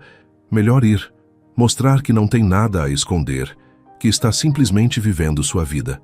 Na noite do sarau, Dom Vicente vestiu seu melhor traje formal, terno preto impecável com colete bordado e gravata de seda. Olhou-se no espelho e viu um estranho. Havia tanto tempo desde que se vestira assim, desde que participara desse tipo de evento. Antes de sair, passou pelo jardim onde Isadora regava as flores do crepúsculo. Preciso ir a um compromisso social, disse ele. Provavelmente será desagradável. Ela sorriu com compreensão. Então volte rápido. As flores e eu estaremos aqui esperando. Ele queria dizer tanto naquele momento. Queria dizer que ela era a razão pela qual finalmente tinha coragem de enfrentar a sociedade novamente. A fazenda Santa Cecília estava iluminada como um palácio. Lanternas coloridas pendiam das árvores. Músicos tocavam no salão principal. Mesas transbordavam com comidas e vinhos importados. Quando Dom Vicente chegou, houve momento perceptível de silêncio. Cabeças se viraram, conversas pausaram. Então, lentamente, as pessoas voltaram ao que estavam fazendo, mas ele sentia os olhares, ouvia os sussurros. Lavínia apareceu imediatamente, toda sorrisos e falsa efusividade. Vicente, que maravilha que veio. Está com aparência tão melhor. O ar fresco deve estar lhe fazendo muito bem. Ou seria outra coisa? O veneno estava mal disfarçado. Durante a noite, Dom Vicente foi abordado por diversos fazendeiros, todos com alguma versão da mesma conversa velada. Ouvi que está reformando Monte Verde. Ótimo ver a fazenda voltando à vida. E dizem que tem ajuda competente. Muito importante ter empregados de confiança, não é? Ele respondia com monossílabos, recusando-se a engajar. Mas a pressão aumentava. Finalmente, após o jantar, Lavínia reuniu um grupo dos fazendeiros mais influentes na biblioteca privada. Chamou Dom Vicente com pretexto de discutir negócios. Quando Dom Vicente entrou na biblioteca, percebeu imediatamente que não se tratava de negócios. Além de Lavínia, estavam presentes o comendador Brandão, dono de 3 fazendas na região, o coronel Almeida, homem de influência política considerável, e o visconde de Paraíba do Sul, um dos nobres mais antigos e respeitados do vale. Todos olhavam para ele com expressões que variavam entre preocupação e desaprovação. Vicente, sente-se por favor, disse Lavínia, indicando uma poltrona no centro da sala, posicionada de forma que ele ficasse cercado pelos outros. Preferindo ficar de pé, respondeu ele friamente. Entendo. Direto ao assunto, então, Lavínia trocou olhares com os outros homens. Estamos aqui como seus amigos, Vicente. Como pessoas que respeitam sua família e se preocupam com seu bem-estar. Não soam como amigos, observou Dom Vicente. Soam como tribunal. O comendador Brandão se inclinou para a frente, as mãos entrelaçadas sobre sua barriga proeminente. Barão de Monte Verde, todos entendemos que os últimos anos foram difíceis para o senhor. A perda da baronesa e de seu filho foi tragédia que comoveu toda a região. Mas agora, quando finalmente está emergindo desse período sombrio, parece estar tomando decisões que levantam preocupações. Que decisões? Perguntou Dom Vicente, embora soubesse perfeitamente para onde aquilo ia. Há rumores, disse o coronel Almeida com voz grave. Rumores sobre envolvimento inadequado com uma das suas criadas. Uma moça comprada, pelo que entendemos, para saldar dívidas de família. O senhor certamente entende como isso parece. Não há envolvimento inadequado, disse Dom Vicente com voz controlada, mas firme. Contratei uma criada. Ela tem conhecimento de flores e me auxiliou na restauração do jardim de minha falecida esposa. Isso é tudo. O Visconde de Paraíba do Sul, homem de 70 anos com barba branca e olhos penetrantes, falou pela primeira vez. Vicente, conheço sua família há 3 gerações. Seu avô era meu amigo íntimo, então falo não como crítico, mas como alguém que genuinamente se preocupa. A forma como olha para essa moça, a forma como a trata, vai além da relação apropriada entre senhor e criada. E isso é perigoso. Perigoso para quem? Perguntou Dom Vicente. Para mim? Para ela? Ou apenas perigoso para as normas sociais confortáveis que vocês todos defendem? Para todos os envolvidos, respondeu Lavínia. Vicente, seja realista. Você é um dos barões mais respeitados da região. Sua família tem nome, história, responsabilidades. Envolver-se romanticamente com uma criada, especialmente uma comprada, seria escândalo de proporções imensas. Destruiria sua reputação e a dela também. Ela seria vista como aproveitadora, como mulher que usou sua posição vulnerável para seduzir homem em momento de fraqueza. E quem disse que há envolvimento romântico? Dom Vicente cruzou os braços. Vocês estão julgando baseados em suposições e fofocas. Não negue o que é óbvio, disse Lavínia com impaciência. Todos na região sabem. Os próprios empregados de sua casa falam. Você passa horas com ela no jardim, jantam juntos. Ela tem acesso à sua biblioteca privada. Esses não são privilégios de criada comum. Dom Vicente sentiu a raiva crescer, mas manteve-se controlado. Desde quando meus empregados prestam relatórios aos senhores? Desde quando minhas ações privadas, dentro de minha própria propriedade, são assunto de vocês? Tornam-se assunto nosso quando ameaçam a ordem social que mantém nossas comunidades funcionando, disse o comendador Brandão. Vicente, o senhor não é homem tolo. Sabe como nosso mundo funciona. Há hierarquias, há regras, e essas regras existem por razão. Se cada senhor começar a se envolver seriamente com suas criadas, onde isso termina? Que tipo de exemplo estamos dando? Talvez estejam dando exemplo de hipocrisia, respondeu Dom Vicente com voz cortante. Quantos dos homens nesta sala têm amantes entre suas escravas ou criadas? Quantos têm filhos bastardos espalhados por suas propriedades? Mas isso é aceitável, não é? Desde que seja discreto, desde que não haja sentimento real envolvido, desde que essas mulheres permaneçam no lugar que a sociedade designou para elas. Isso é completamente diferente, protestou o coronel. Relações físicas entre classes sempre existiram. É natureza humana. Mas amor, casamento, isso cruza linhas que não podem ser cruzadas. E quem disse que quero me casar com ela? Perguntou Dom Vicente, embora as palavras soassem falsas até para ele. Não precisa dizer, respondeu o Visconde tristemente. Está escrito em cada ação sua. Vicente, meu rapaz, entendo mais do que imagina. Também perdi minha primeira esposa jovem. Sei o vazio que isso deixa. E sei como é tentador preencher esse vazio com primeira pessoa que mostra gentileza. Mas isso não é gentileza que essa moça está mostrando, disse Lavínia com voz dura. É cálculo. Ela viu oportunidade e está aproveitando. Provavelmente já está planejando como prender o senhor permanentemente. Cuidado, condessa. A voz de Dom Vicente ficou perigosamente baixa. Está falando de alguém que não conhece, fazendo acusações sem base. Conheço o tipo dela, rebateu Lavínia. Moças bonitas de origem baixa que usam suas qualidades para subir na vida. Vi isso acontecer dezenas de vezes. E sempre termina em tragédia. Chega, Dom Vicente caminhou em direção à porta. Vim aqui por cortesia, mas não permanecerei para ouvir difamações. Espere. O comendador Brandão se levantou. Antes que vá, precisa entender as consequências. Se continuar neste caminho, se houver alguma confirmação pública de relacionamento impróprio, haverá repercussões. Que tipo de repercussões? Dom Vicente virou-se lentamente. O comendador trocou olhares com os outros antes de responder. Comerciais primeiramente. Muitos de nós temos contratos com Monte Verde. Esses contratos poderiam ser, digamos, reavaliados. Sociais também, acrescentou Lavínia. As portas que sempre estiveram abertas para sua família começariam a se fechar. Convites não seriam mais estendidos. Associações seriam delicadamente dissolvidas. E politicamente, disse o coronel Almeida. Tenho conexões no governo provincial.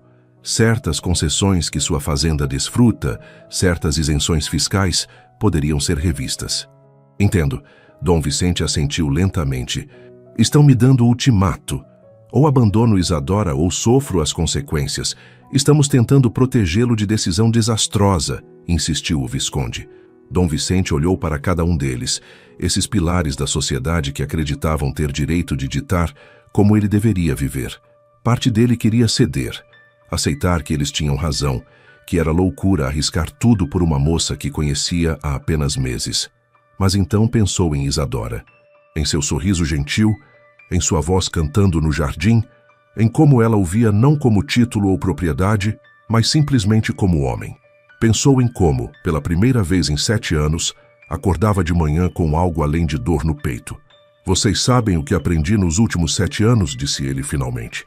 Aprendi que títulos não aquecem camas vazias, que respeito social não preenche casas silenciosas, que a aprovação de pessoas que só se importam com aparências vale absolutamente nada quando você está sozinho com seus fantasmas. Ele abriu a porta. Então, façam o que acharem necessário. Cancelem contratos, fechem portas, usem suas influências. Mas não vou desistir da única pessoa que me fez sentir vivo novamente só para manter a aprovação de vocês. Vicente, você está cometendo erro terrível, disse Lavínia, o rosto vermelho de raiva. Talvez, respondeu ele, mas será meu erro, minha escolha. E prefiro viver com consequências de escolhas próprias do que morrer lentamente seguindo regras alheias. A viagem de volta para Monte Verde pareceu interminável. Dom Vicente sentia peso da decisão que acabara de tomar. Não tinha ilusões sobre o que viria. Os ataques seriam implacáveis. Sua reputação, construída ao longo de gerações, seria manchada. Os negócios sofreriam. A vida que conhecia mudaria irrevogavelmente. Quando chegou à fazenda, já passava da meia-noite. A casa estava escura, silenciosa. Mas havia luz no jardim. Isadora estava lá como prometera, regando as flores sob o luar. Ela se virou ao ouvir seus passos, o sorriso morrendo ao ver sua expressão. Aconteceu algo, disse ela. Não era pergunta. Ele assentiu, caminhando até ficar diante dela. Preciso lhe contar tudo. E contou. Sobre a emboscada na biblioteca de Lavínia, sobre as acusações e ameaças, sobre o ultimato que lhe fora dado. Isadora ouviu em silêncio, o rosto ficando progressivamente mais pálido. Quando ele terminou, ela baixou o regador, as mãos tremendo. Eles têm razão, disse ela com voz quebrada. Eu trouxe isso para a sua vida. Eu deveria ter mantido distância. Deveria ter sido mais forte. Não, Dom Vicente segurou suas mãos. Eles não têm razão. Têm medo, têm preconceito, têm rigidez de pensamento, mas não têm razão. Mas sua reputação, seus negócios, tudo que sua família construiu, lágrimas escorriam pelo rosto dela. Não posso ser responsável por destruir isso. Posso reconstruir negócios, disse ele firmemente. Posso sobreviver sem aprovação social, mas não posso, não vou, voltar a viver como morto-vivo só para satisfazer expectativas alheias. Isadora puxou as mãos, afastando-se. O senhor diz isso agora, na emoção do momento. Mas com o tempo, quando as consequências realmente chegarem, vai se ressentir de mim. Vai olhar para mim e ver tudo que perdeu. Não vou, insistiu ele, seguindo-a. Isadora, olhe para mim. Ela obedeceu, os olhos cheios de dor e medo. Há algo que preciso dizer, e precisa ouvir mesmo que seja assustador, mesmo que mude tudo. Ele respirou fundo. Estou me apaixonando por você. Talvez já esteja completamente apaixonado. Não sei exatamente quando começou. Se foi quando ouvi você cantando pela primeira vez. Se foi quando trabalhamos juntos no jardim. Se foi em uma das centenas de pequenos momentos que compartilhamos. Mas sei que é real. E sei que não posso mais fingir o contrário. As lágrimas de Isadora caíam livremente agora. Não pode dizer essas coisas. Não pode fazer isso comigo. Por que não? Por quê? Ela quase gritou. Porque sou criada comprada. Porque minha presença em sua vida é baseada em contrato de servidão. Porque tudo isso é construído sobre fundação de desigualdade e injustiça. Como posso acreditar que seus sentimentos são reais quando você literalmente me possui? A pergunta o atingiu como soco no estômago. Ele nunca havia pensado naquilo dessa forma, mas ela tinha razão. Como poderia haver escolha genuína, consentimento verdadeiro, quando havia desequilíbrio tão fundamental de poder entre eles? Você tem razão, disse ele após longo momento. Tem absoluta razão. E há apenas uma forma de mudar isso. Ele virou-se e caminhou rapidamente de volta para a casa. Isadora o seguiu confusa. Senhor, o que está fazendo? Dom Vicente foi direto para seu escritório, acendeu todas as lâmpadas e começou a procurar nos arquivos. Finalmente encontrou o que buscava. O contrato de servidão de Isadora, registrado e selado. Segurou o documento à luz, lendo os termos que amarravam Isadora àquela fazenda por 3 anos. 3 anos de sua vida, de sua liberdade, vendidos para pagar dívidas que nem eram dela. A injustiça disso o enojava. O que está fazendo? Isadora havia chegado à porta do escritório. Corrigindo um erro, respondeu ele. Puxou uma vela próxima e, antes que ela pudesse protestar, colocou a chama na borda do contrato. Não. Isadora correu para a frente, mas ele já tinha erguido o papel em chamas. Eles observaram juntos, enquanto o documento se consumia, as cinzas caindo sobre a mesa de mogno. Estava louco? Ela ofegava. Aquele contrato, meu pai ainda deve o dinheiro. Maurício não vai fazer nada, interrompeu Dom Vicente. Porque amanhã de manhã vou pessoalmente até ele e pagarei a dívida integralmente. Seu pai ficará livre e você também. Não pode fazer isso, protestou ela. É muito dinheiro e posso e vou, ele disse firmemente. E antes que argumente que isso te coloca em dívida comigo, quero deixar claro. Não é empréstimo, é presente. Não espero reembolso, não espero gratidão além de comum decência humana. Sua liberdade não virá com novas correntes. Isadora cambaleou, apoiando-se na parede. Por quê? Por que faria isso? Por várias razões ele começou a listar. Porque é a coisa certa a fazer. Porque ninguém deveria ser propriedade de outro. Porque seu pai não deveria sofrer para sempre por decisões ruins tomadas em momento de desespero. Ele pausou. Então acrescentou mais suavemente. E porque só posso cortejar você, adequadamente, se for mulher livre, capaz de escolher por si mesma. Mas e seu ultimato? Perguntou Isadora, ainda processando tudo. As ameaças daquelas pessoas? Queimar o contrato não muda que minha presença aqui causa escândalo. Então não ficará aqui, disse ele. Ou melhor, não ficará como criada. Continuará, se quiser, como mulher livre, como ele hesitou, buscando as palavras certas, como dama de companhia de minha casa, posição respeitável que muitas viúvas ou mulheres solteiras de boa família ocupam. Ninguém poderia criticar isso apropriadamente. Isadora o olhou com mistura de incredulidade e algo que poderia ser esperança.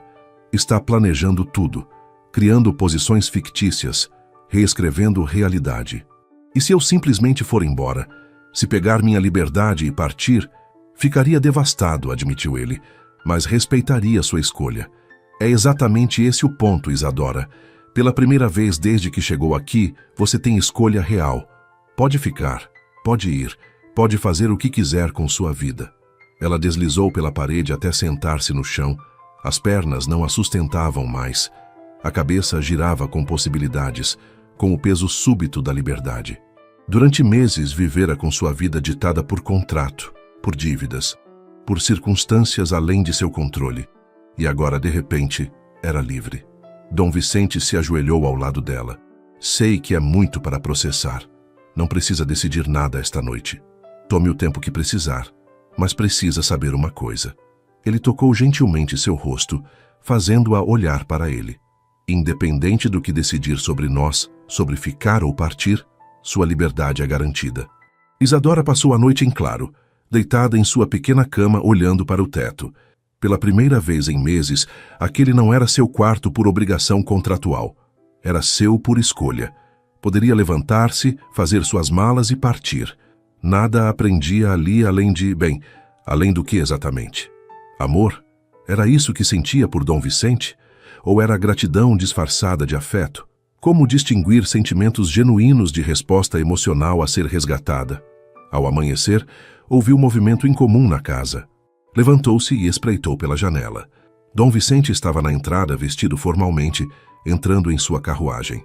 Ia cumprir sua promessa de pagar Maurício. Dona Francisca bateu na porta poucas horas depois. Entre, disse Isadora. A governanta entrou, seu rosto mostrando mistura complexa de emoções. Então é verdade. O senhor realmente queimou seu contrato. As notícias viajam rápido, observou Isadora. Tobias viu tudo, explicou Dona Francisca. E bem, ele pode ter mencionado para Benedita, que me contou. Toda a casa sabe agora. E o que todos estão pensando? Perguntou Isadora, embora temesse a resposta. Dona Francisca sentou-se pesadamente numa cadeira. Pensam muitas coisas.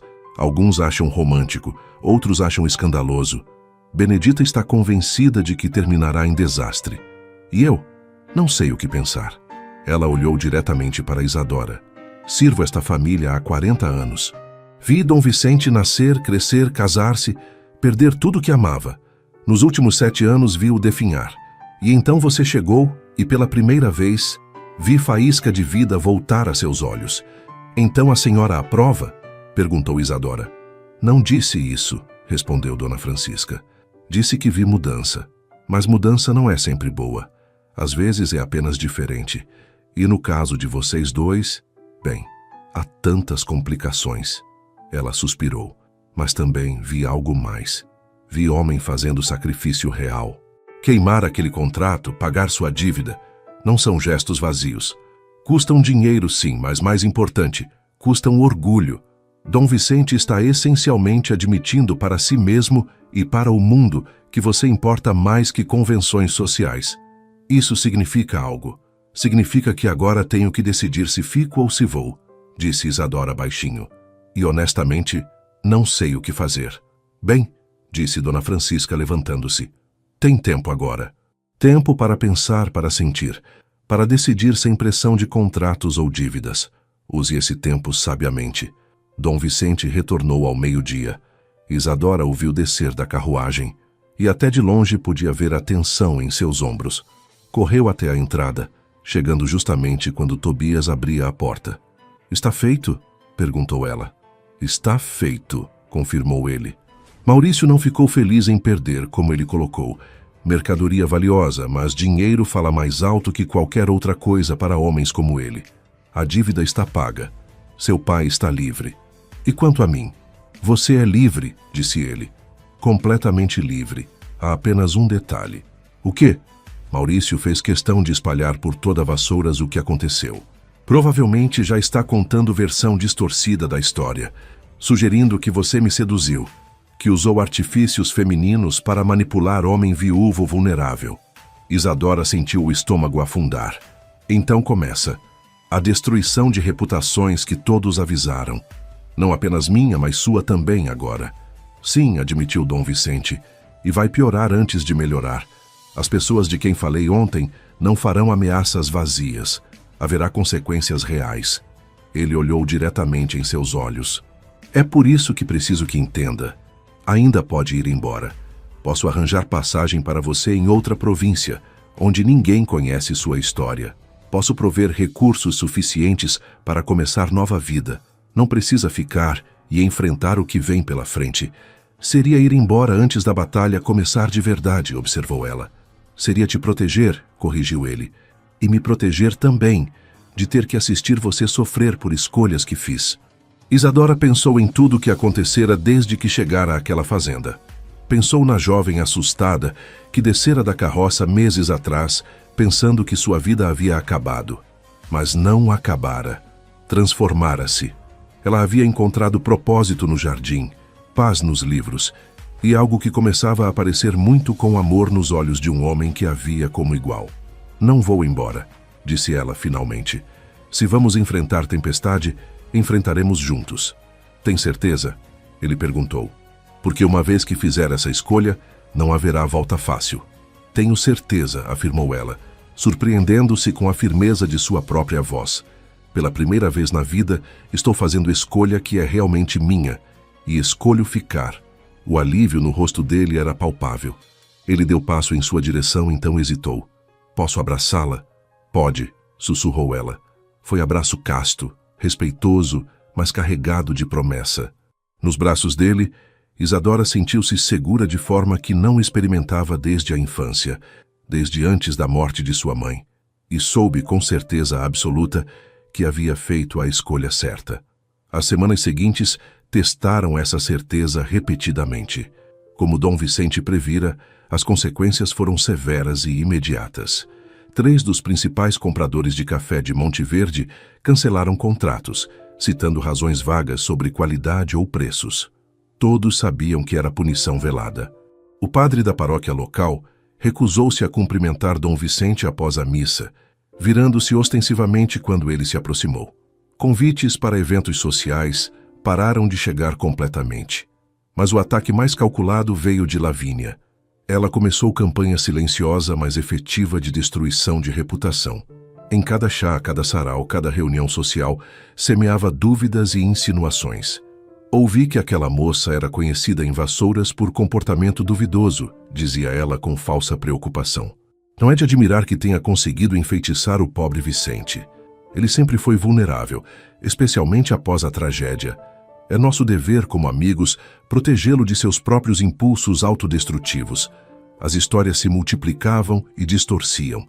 Diziam que Isadora havia sido prostituta antes de ser vendida como criada, que havia praticado bruxaria para seduzir o barão, que estava grávida e tentando prender um marido rico. Cada versão era mais absurda que a anterior, mas não importava. As mentiras se espalhavam mais rápido que qualquer verdade poderia alcançar. Isadora tentava ignorar, mas era difícil. Quando ia ao mercado da cidade com Benedita, as vendedoras sussurravam e riam atrás delas. Crianças atiravam pedras pequenas e gritavam insultos. Uma vez uma mulher cuspiu em sua direção, chamando-a de aproveitadora. Benedita agarrou seu braço com firmeza. Mantenha a cabeça erguida, sussurrou ela. Não dê a eles a satisfação de ver que te afetou, mas afetava. Como não afetaria? Isadora voltou para Monte Verde com lágrimas silenciosas escorrendo pelo rosto. Dom Vicente a encontrou no jardim, sentada entre as rosas que haviam plantado juntos. Contou-lhe o que acontecera, as palavras saindo entrecortadas. Ele ouviu em silêncio, o rosto ficando progressivamente mais tenso. Quando ela terminou, ele disse: Não volte à cidade, enviarei criados para qualquer compra necessária. Você não deveria ter que suportar isso. Mas isso é se render, protestou ela. É deixá-los vencerem. É proteger você, corrigiu ele. Isadora, não posso controlar o que dizem ou fazem, mas posso garantir que aqui, nesta propriedade, você está segura e respeitada. Foi então que Lavínia decidiu escalar seus ataques. Não satisfeita com fofocas e exclusão social, ela procurou Maurício Santos. Os dois se encontraram numa estalagem suja nos arredores de Vassouras. Ouvi dizer que o barão de Monte Verde pagou generosamente pela liberdade de certa moça, disse Lavínia, colocando uma bolsa de moedas sobre a mesa. Deve tê-lo irritado perder mercadoria tão valiosa. Maurício olhou para a bolsa com olhos gananciosos. E irritou, sim. Gastei tempo e recursos rastreando o pai dela, emprestando o dinheiro, documentando tudo. E então o barão vem e desfaz tudo com um pagamento único. Não é justo. Realmente não é, concordou Lavínia. E se eu lhe dissesse que há forma de, digamos, recuperar seu investimento? Seus olhos estreitaram. Estou ouvindo. Lavínia inclinou-se para a frente, baixando a voz. Há certos documentos que podem ser questionados, certas dívidas que podem ser descobertas. Entendo que o pai dessa moça era jogador nas horas vagas. Apostava em brigas de galo, em cartas. Deve ter deixado mais dívidas que as registradas oficialmente. Maurício entendeu imediatamente. A senhora está sugerindo que eu invente dívidas adicionais e tente reclamar a moça novamente baseado nelas. Não estou sugerindo que invente nada, disse Lavínia com um sorriso frio. Estou simplesmente observando que registros podem ser incompletos e que homens desesperados frequentemente esquecem de mencionar todas suas dívidas. Se você encontrasse evidência de, digamos, mais R$1.000 devidos, bem, isso seria assunto legal legítimo. Isso nunca se sustentaria em tribunal, observou Maurício. Não precisa se sustentar por muito tempo, respondeu Lavínia. Apenas o suficiente para criar escândalo, para forçar o barão a escolher entre pagar novamente, admitindo publicamente que está gastando fortunas para manter essa moça, ou permitir que ela seja levada de volta à servidão, mostrando que seu suposto amor tem limites. De qualquer forma, a reputação deles é destruída além de reparo. 2 semanas depois, um oficial judicial apareceu em Monte Verde com mandado de citação. Isadora foi convocada a aparecer em tribunal para responder sobre dívidas pendentes de seu pai. Dom Vicente leu o documento com crescente fúria. Isto é fraude óbvia. As dívidas listadas aqui são totalmente fabricadas. Nenhuma delas tem documentação legítima. Mas teremos que provar isso em tribunal, disse Isadora, o rosto pálido. E enquanto isso, estarei sob suspeita de ter enganado o senhor, de ter escondido dívidas, de ser desonesta. Exatamente o que eles querem. Dom Vicente amassou o papel com força. Lavínia, isto tem as marcas dela por toda parte. Maurício sozinho não teria coragem ou recursos para algo assim.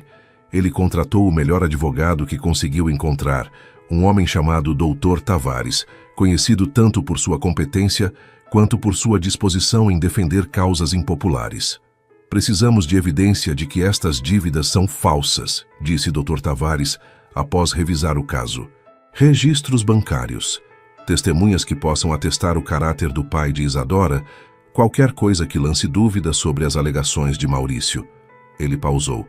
E honestamente, barão, precisa se preparar para a possibilidade de perder. Não vou perder, disse Dom Vicente com determinação absoluta. Não vou permitir que levem ela novamente. Senhor, com todo respeito, pode não ser sua escolha. Se o juiz decidir que as dívidas são válidas, e com a pressão social que existe, a chance real de que decida exatamente isso, então, legalmente, Maurício tem direito de reclamar. Naquela noite, Dom Vicente chamou Isadora para a biblioteca. Ela entrou para encontrá-lo andando de um lado para outro, claramente agitado. Preciso falar com você sobre algo e preciso que ouça completamente antes de responder. Ela se sentou, o coração acelerado com apreensão. Está bem. Há uma forma de garantir que Maurício nunca possa reclamá-la novamente. Uma forma que nenhum tribunal, nenhuma lei, nenhuma fraude poderia desfazer. Ele parou diante dela. Case-se comigo. Isadora ficou paralisada, incapaz de processar as palavras. O quê? Como minha esposa, você estará protegida por meu nome, minha posição, minhas leis. Nenhum agiota poderia tocá-la. Nenhuma dívida, real ou inventada, teria poder sobre você. Ele se ajoelhou diante dela. Sei que não é pedido de casamento que qualquer mulher sonha. Não há romance nisso. Não há flores ou poesia. É pragmático e talvez até desesperado, mas é real. E meus sentimentos por você são reais. Ele pegou suas mãos. Amo você, Isadora.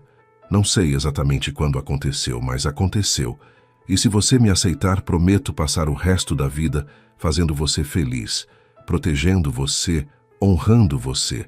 As lágrimas escorriam livremente pelo rosto dela agora. Senhor Vicente, você não precisa fazer isso. Não precisa se sacrificar assim. Não é sacrifício, disse ele firmemente. Seria sacrifício viver sem você. Seria sacrifício assistir você ser levada, sabendo que poderia ter impedido. Seria sacrifício passar o resto da vida me arrependendo de não ter sido corajoso o suficiente quando importava. Mas o escândalo, sussurrou ela, será enorme, maior do que qualquer coisa até agora. Você perderá tudo. Não tudo, corrigiu ele. Perderei posição social, talvez alguns negócios. Definitivamente a aprovação de pessoas cuja opinião não valorizo. Mas ganharei você, e isso vale infinitamente mais. Isadora olhou para aquele homem ajoelhado diante dela, um barão disposto a desafiar toda a estrutura social por ela. Pensou em sua jornada, desde a jovem desesperada vendida para pagar dívidas até este momento impossível. Pensou em como ele a fizera sentir-se vista, valorizada, amada, e soube sua resposta. Sim, disse ela, sua voz firme apesar das lágrimas. Caso-me com você, não por proteção, não por conveniência, mas porque te amo também, porque você me devolveu esperança quando eu achava que estava perdida, porque quando estou com você, sinto que finalmente cheguei em casa. Dom Vicente a puxou para seus braços e pela primeira vez beijou-a verdadeiramente. Foi beijo que continha meses de sentimentos reprimidos, semanas de tensão, dias de incerteza. Foi promessa e celebração ao mesmo tempo. Quando se separaram, ambos rindo e chorando simultaneamente, ele disse: "Vamos nos casar amanhã." "Amanhã?" Ela piscou surpresa. "Não quero esperar", explicou ele. "Cada dia que passa é dia que Maurício e Lavínia têm para criar mais problemas. E, francamente, agora que você disse sim, não quero desperdiçar um momento sequer que poderia passar como seu marido. Mas não há tempo para preparativos, para vestido apropriado, para convidados. Não preciso de nada disso", disse ele. "Só preciso de você, de um padre e de testemunhas. O resto é superficial." Na manhã seguinte, Dom Vicente acordou Dona Francisca antes do amanhecer. "Precisa preparar a capela da fazenda. Haverá casamento hoje." A governanta, ainda meio sonolenta, levou um momento para processar. "Casamento do senhor? Com a senhorita Isadora? Com a baronesa Isadora, em breve?" corrigiu ele com um pequeno sorriso. "E quero que todos os empregados da fazenda estejam presentes. Não como espectadores, mas como convidados honrados." A notícia se espalhou rapidamente pela propriedade. As reações variavam de choque à alegria, de preocupação à admiração. Benedita abraçou Isadora com força quando soube. "Você é louca", disse ela, mas estava sorrindo. "Completamente louca, mas também mais corajosa do que eu jamais fui. Seja feliz, menina. Contra todas as probabilidades, seja feliz." O padre local, como esperado, recusou-se a oficiar a cerimônia. Mas o padre da paróquia vizinha, um homem mais jovem com ideias progressistas, aceitou quando Dom Vicente explicou a situação. "Deus não faz distinção entre classes quando olha para o amor verdadeiro", disse o padre. "Seria honra unir dois corações que claramente se pertencem." Isadora não tinha vestido de noiva elaborado. Usou o melhor vestido que possuía, um de algodão branco simples que Dona Francisca ajudou a adornar com fitas de seda e flores frescas do jardim. Seu cabelo foi arrumado com tranças delicadas, entrelaçadas com mais flores. Ela estava simples, mas radiante. A pequena capela da fazenda nunca parecera tão cheia ou tão viva. Todos os trabalhadores compareceram, vestidos com suas melhores roupas. Dona Francisca chorava abertamente. Tobias sorria discretamente. Joana segurava as mãos entrelaçadas contra o peito. Quando Isadora entrou na capela, não havia ninguém para levá-la até o altar. Seu pai ainda estava em Vassouras, recuperando-se da notícia de que sua filha se tornaria baronesa. Mas então Benedita se adiantou, oferecendo seu braço. "Deixe eu fazer isso", disse ela baixinho. "Toda noiva merece alguém ao seu lado." Isadora segurou seu braço com gratidão e juntas caminharam pelo corredor estreito. Dom Vicente esperava no altar, vestido em seu melhor traje, mas o que Isadora via não eram as roupas finas ou a postura aristocrática. Via o homem que havia queimado seu contrato de servidão, que havia desafiado toda a sociedade por ela, que a olhava agora como se ela fosse a coisa mais preciosa do mundo. Os votos foram simples, mas profundamente significativos. "Eu, Vicente de Albuquerque, tomo você, Isadora, como minha legítima esposa. Prometo amá-la, respeitá-la e protegê-la, não como o Senhor protege propriedade, mas como igual protege igual, como parceiro, honra parceiro.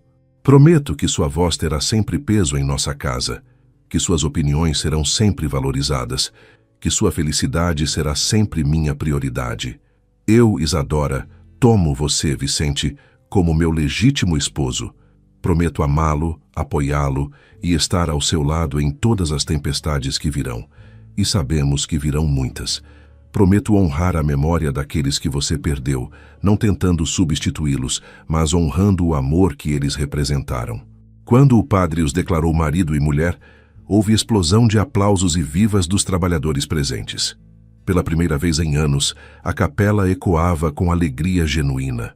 Dom Vicente beijou sua nova esposa sob os olhares aprovadores de todos que realmente importavam. Nas semanas seguintes, o escândalo foi exatamente tão grande quanto previsto. Lavínia ficou furiosa ao descobrir que seu plano fracassara. Maurício perdeu seu processo no tribunal quando o juiz decidiu que um homem casado com uma baronesa não poderia ser perseguido por dívidas fabricadas. A sociedade da região se dividiu. Alguns nunca perdoaram Dom Vicente por quebrar tantas convenções sociais. Outros, especialmente os mais jovens e progressistas, viram nele exemplo de coragem e amor verdadeiro. Os negócios de Monteverde sofreram inicialmente, mas Dom Vicente era administrador competente demais para falhar. Encontrou novos compradores, estabeleceu novas parcerias, adaptou-se e descobriu que havia todo um mundo de comerciantes e empresários que não se importavam com escândalos sociais, apenas com qualidade e confiabilidade. Isadora florescia em seu novo papel. Não tentava ser cópia de Amélia, mas encontrou sua própria forma de ser baronesa. Abriu a fazenda para crianças órfãs da região, estabelecendo pequena escola. Continuou cuidando do jardim, que se tornou famoso por sua beleza. E mais importante, encheu aquele casarão de riso e música novamente. Numa tarde de primavera, 7 meses após o casamento, Dom Vicente encontrou Isadora no jardim. Ela estava sentada no banco de pedra, onde ele a vira pela primeira vez, cantando baixinho. Mas desta vez, suas mãos descansavam protetoramente sobre sua barriga levemente arredondada. Ele se sentou ao seu lado, colocando sua mão sobre a dela. Uma nova vida, sussurrou ele com admiração. Um novo começo, o melhor tipo de esperança. Ela apoiou a cabeça em seu ombro. Quando me trouxeram aqui naquela noite fria, acorrentada por dívidas e sem futuro, nunca imaginei que encontraria isto. Amor, lar, família. Você me salvou. Nós salvamos um ao outro, corrigiu ele, beijando seu cabelo. Você me lembrou que vale a pena viver, que o coração pode se curar, que é possível amar novamente sem trair o passado. E me ensinou que coragem verdadeira não é ausência de medo, mas agir apesar dele. Eles permaneceram ali enquanto o sol se punha sobre os cafezais, pintando tudo em tons dourados. A dor do barão viúvo havia finalmente encontrado cura, e a criada comprada havia se tornado não apenas baronesa, mas arquiteta de seu próprio destino. Juntos, haviam provado que amor verdadeiro não conhece barreiras de classe, que esperança pode renascer mesmo nos corações mais destroçados, e que, às vezes, as melhores histórias começam nos lugares mais improváveis. O jardim ao redor deles florescia abundante, testemunho vivo de que da dor e do abandono pode surgir beleza incomparável, e no casarão que já fora túmulo de memórias, agora ecoava vida, riso e a promessa de futuro construído sobre alicerces de amor genuíno e escolhas corajosas.